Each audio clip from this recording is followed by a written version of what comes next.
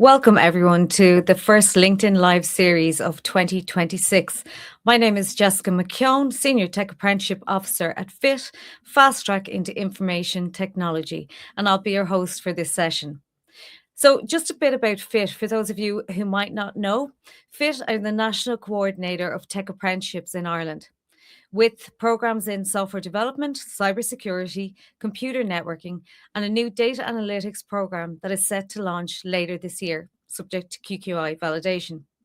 Today, we are delighted to welcome Tilo Weigandt, co-founder and COO at Vaultree.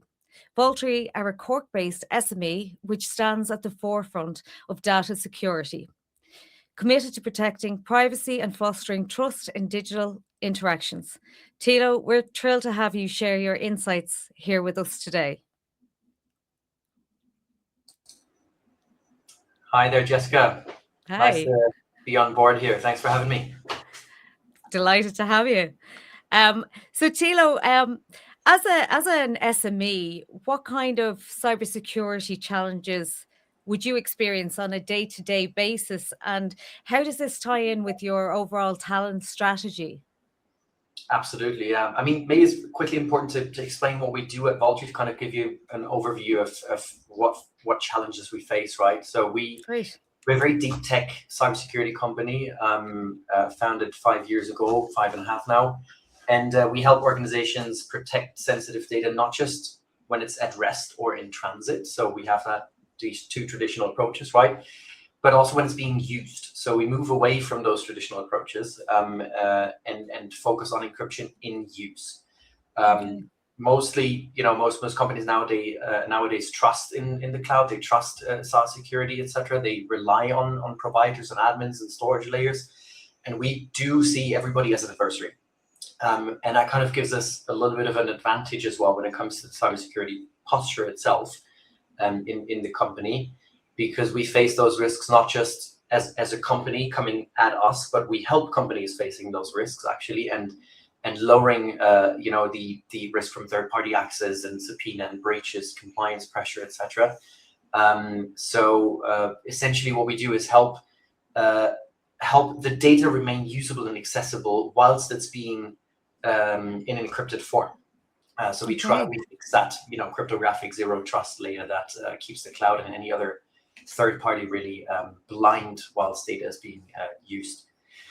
Having said that, I mean, what do we experience on a day-to-day basis? I mean, as an SME, and I think many SMEs, almost all of them probably face that, budgets are low. So we need to reduce risk without, allocating too much budget on it, and also to not slow business and team members down, right? So I think it's important to say that really every business faces a threat. If you think you're ahead of the curve, you're not. Cybersecurity is extremely important, and we deal with constant background threats, like phishing, credential theft, supply chain vulnerabilities, misconfigurations in the cloud systems.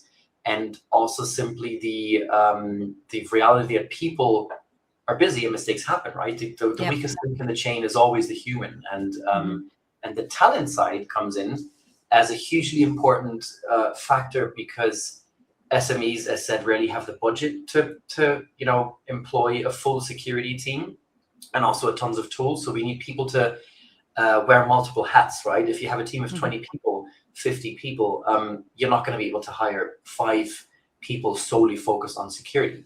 So those talents are hugely important, and someone who can understand security principles, but really also operate in the real world of IT and cloud tooling and end user support, etc., is really important. So building that capability internally and hiring for curiosity and adaptability and practical problem solving, and not just the certifications, that's really important. And that's how talent ties into that cybersecurity strategy and the challenges. Yeah, and that talent really has to be, I suppose, capable of moving with the times, and times are moving very fast. And I suppose to your point, like this, every business cybersecurity, as if it isn't, it should be at the forefront of their mind, to have cybersecurity, to have that protection within their organization. And I suppose, how have you found that AI has affected your cybersecurity strategy? AI is an interesting one because AI has become, a buzzword over the last year, and it feels like everybody does AI all of a sudden. Every tool does AI, and it's really important, I think, to cut through all of that noise and be able to determine what actually is bringing your company a benefit. Because there's many companies just, oh look, this looks nice. Let's just let's install that. Let's use that, but they're not looking really at the two things, right? The first thing is the actual add-on the tool brings, and the second one is the risk that it introduces into the company, and how does talent internally deal with that, right? So threats have scaled up with AI because it's not just the good guys employing AI; it's also the bad guys, and they're ramping up their phishing and social engineering tactics. They're more convincing. They're more targeted. They're really they're faster to produce, so they can scale up a lot, and they can automate their content generation, quite frankly. So it increases volume and quality of attacks, right? So what we as the good guys have to do is use that in our favor as well, and make it more data driven.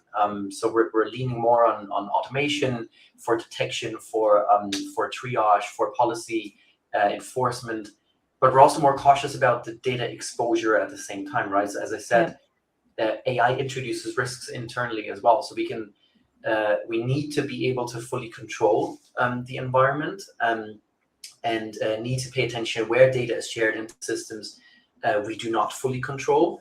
And I mean, in our case, we're lucky at Vaultree because we do not hold customer data, for example. It's just our internal risk.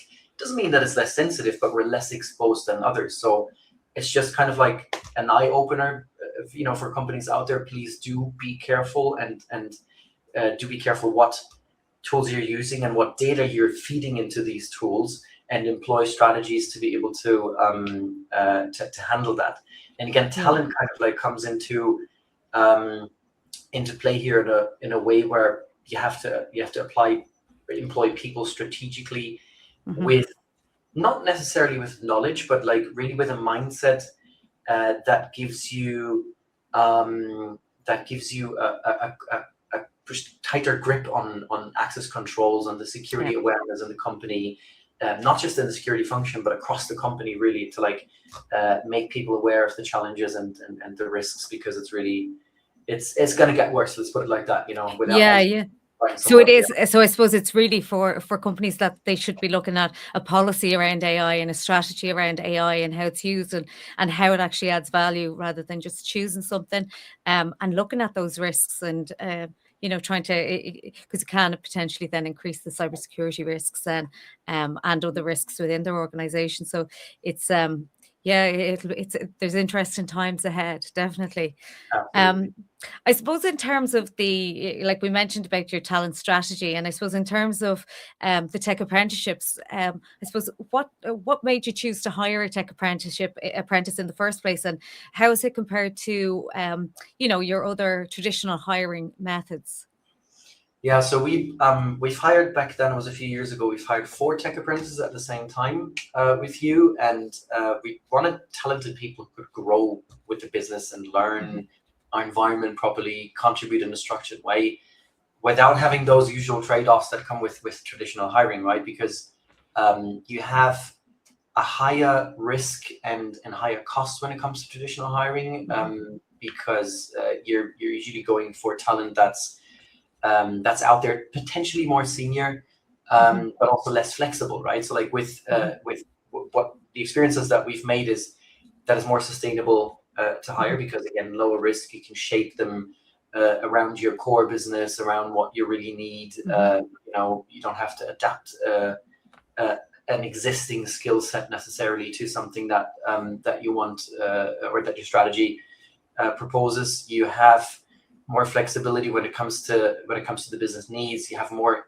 engaged talent sometimes, because apprentices, they're highly motivated, tend to bring in fresh energy, and also simply a different mindset, right? Many candidates came from a different background. they brought fresh ideas to the table. Some of them were rediscovering themselves, going into software engineering, for example, later actually in their careers, which is really refreshing, because you can see how they've shaped themselves, say, for example, in physics, a totally different subject, or biology, and then decided to go to software engineering, which brings an added value, in my opinion, because you don't have somebody stuck in one way, right? Yeah. And I suppose we are in a time where it is that lifelong learning, and things are changing so rapidly. And I suppose in terms of the tech apprenticeships, you kind of, I suppose the cost is a factor, because especially with SMEs, to be able to afford, so it's really affordable.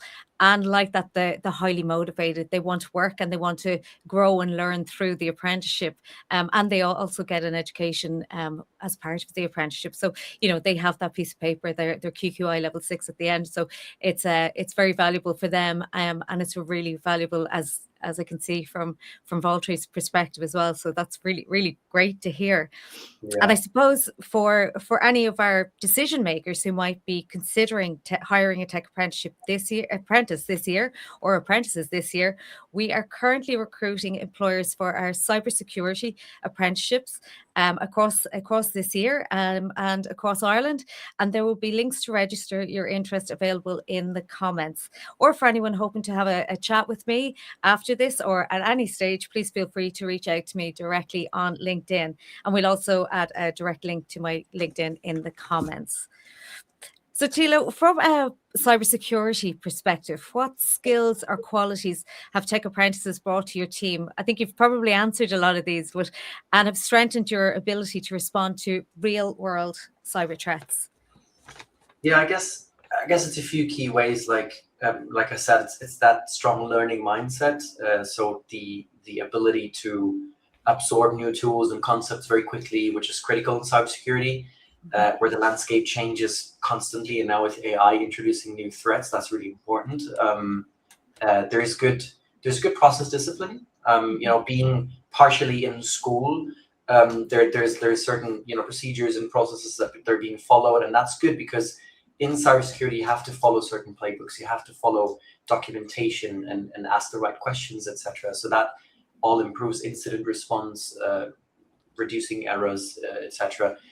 There's more technical fluency, I'd say, because many apprentices are comfortable with cloud platforms, and new concepts around scripting and automation and security tooling from early on, and the whole learning versus job phase that you had mentioned, right? Right, like being a few days in school and being a few days working brings new perspectives, and it teaches us as well something, because we're able to keep up with what's being taught. So that's really good. And I guess the last point is like high situational awareness. So they're often great at spotting suspicious patterns that maybe somebody who has a tunnel view already doesn't spot. So somebody that can escalate early and take feedback really well is really important, because in real world, cyber response and speed matters. Yeah, and I like that they're so enthusiastic, and it's great to hear. So I suppose with the apprenticeship, it's a 70-30 split, where they're with the apprentice employer for 70% of the time, and 30% of the time they're in their education. And it's good to hear that they're bringing fresh ideas and fresh energy, and and that's contributing to your overall business, really, and what you can give to your customers as well. And I suppose, how do you see the role of tech apprentices evolving in the tech industry over the next few years?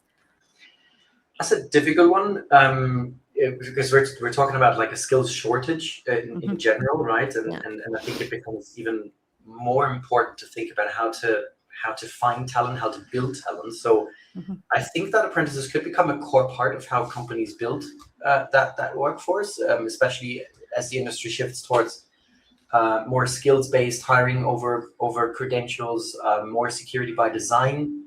That's becoming a default expectation. So people really not just being solely focused on cybersecurity, but really that being part of their profile.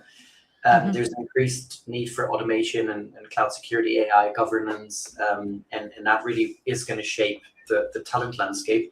And I don't think that apprentices will just be a junior role, junior support role, actually, they'll increasingly contribute to Yeah. real delivery work, including security ops, cloud configuration, monitoring, and so on. And I think that's gonna be a big advantage for companies.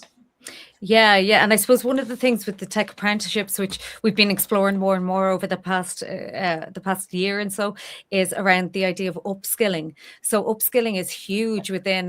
We find it was primarily with the public sector that we had initiatives of upskilling, but actually there's more and more employers that are coming from the private sector that are have people within their organisation that their job may not necessarily be there in a couple of years. They see that they have, they're loyal, they're trustworthy, like that they're good with change, and they'd really be a good attribute. So they have started to upskill them in the tech apprenticeships, and like what you mentioned also about the skills. So that means they're able to retain their staff. And I suppose with the skills shortage also, I suppose for us, it's getting out that message about tech apprentices. We do have a huge candidate pool, and it's about widening the net for the tech talent in Ireland, because we have people who are neurodiverse and we support them, and we really want that diversity and inclusivity, and you touched on it earlier, about that diversity of thinking, and people within organizations, which is fantastic. It's great to be able to widen the net and be able to offer these apprentices opportunities and employers opportunities.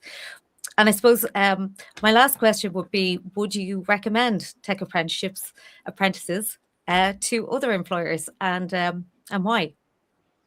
Absolutely, yeah. I mean, I guess especially for since I'm talking from the perspective of an SME, I think it's interesting from our perspective, due to the budget restraints that we have, but also because we have, say, a larger focus on adaptability, right? Because we're growing into different directions and need talent that can adapt very quickly.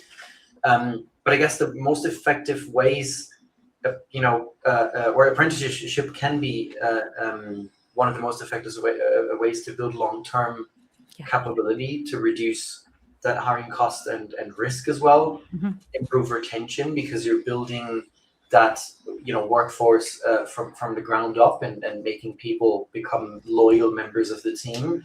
And you bring in motivated people who want to learn and contribute, and are really on fire from the first day. And I think for cybersecurity specifically, apprentices can bring a lot of strength to the team when it comes to the baseline hygiene and monitoring and documentation, the response readiness, and they grow into really trusted contributors faster than many employers expect. And that could also be very, very interesting for larger companies, of course. But I think just talking from an SME perspective, it's really interesting, and I can definitely recommend it. We've made good experiences, and hope we can continue doing so in the future. That's brilliant. And I suppose what you're saying, I suppose from what I take from that, is it's an investment in your company. And the tech apprentices are loyal, they want to learn, and because they learn and grow with you, they tend to want to stay with the employer where possible. And we have had up to an 89% retention rate, which is extremely high. So it's really good, and it's great to it's great to be able to see that you were able to see that retention as well, and that capability of long-term employees within the organization. So Tilo, thank you so much for coming here today, and I definitely enjoyed speaking to you, and I'm sure anyone who is watching today has thoroughly enjoyed it. And just a reminder for any employers who might be interested in hiring a tech apprentice from any of our upcoming programs this year, or would like to explore how it can be the right fit for you, then you can find the links to our website, LinkedIn page, or you can book a call directly in the comments, and reach out to me directly. Tilo, absolutely lovely to have this call today, and thank you so much. Pleasure's all mine. Thank you, Jessica. Thanks for having me.